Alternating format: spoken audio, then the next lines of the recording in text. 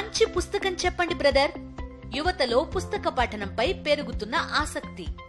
పూర్తి వివరాలకు చదవండి రేపటి సాక్షి హైదరాబాద్ ఎడిషన్. ఢిల్లీలో యమునా నదిలో నురగలు వారిందే చూసినాం, ఇంకా ఇప్పుడు వారుతుంటే చూస్తున్నాం. అట్లనే రోడ్ల మీద డ్రైనేజీలు వారితే చూసినాం, ఇంకా వారితే చూస్తాం. అట్లనే వర్షాలు వచ్చినప్పుడు రోడ్ల మీద వరద వారితే చూసినాం. త్వరలో వర్షాలు వస్తే వరదలు వారితే చూస్తాం కదా.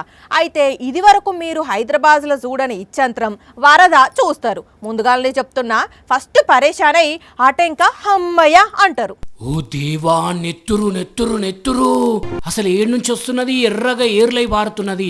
ఇటు నుంచి అట్లనే వారుతున్నది, అటు నుంచి ఇటు అట్లనే వారుతున్నది. రెండు రోడ్ల మీద ఇదే కతున్నదిగా. అయినా గానీ ఎవ్వరు భయపడకుండా డ్రైవింగ్ చేస్తున్నారు. మీదికెంచి మిద్దెల మీద నుంచి మంచిగా చూస్తున్నారు. అసలు ఏంది ఇది, నిజంగా నెత్తురేనా లేకుంటే రంగు కలిపిర్రా అంటే నెత్తురు కాదు, రంగు కాదు. ఒక్కసారి పరీక్ష పట్టి చూడండి మీరే. ఏందయ్యా ఇది, జర చెప్పుండ్రయ్యా సామి, మాకు టెన్షన్ పెరిగిపోతున్నది, ఇప్పటికిప్పుడు తెలుసుకోవాలనిపిస్తున్నది అనిపిస్తుందా? మీరేం ఫికర్ పడకుండ్రీ, మేము ఉన్నాం కదా. డ్రైనేజీలోంచి పొంగి పొర్లుతున్న నీళ్ళు ఇవి గంతే. కాకపోతే డ్రైనేజీ లోపల ఏం కలిసిందన్నది మాత్రం ఎవ్వరికి తెలియదట.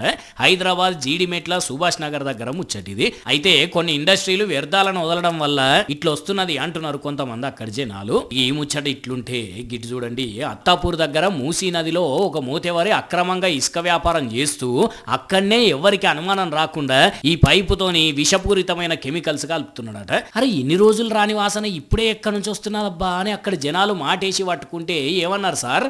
2-3 months నుంచి మాకు ఇన్ఫర్మేషన్ ఉంది. మేము షాద్ నగర్ నుంచి తీసుకొచ్చినాం స్వామి, ఏదో గుజరాత్ కంపెనీ ఉన్నది, వాళ్ళ దగ్గర నుంచి తీసుకొచ్చినాము అని ఇంతొకటే ఇన్ఫర్మేషన్ ఇచ్చిండు. ఓనర్ ఏమో వెళ్ళిపోయాడు, డ్రైవర్ను పట్టుకొని పోలీసు వాళ్ళకు ఇన్ఫర్మేషన్ ఇచ్చాము.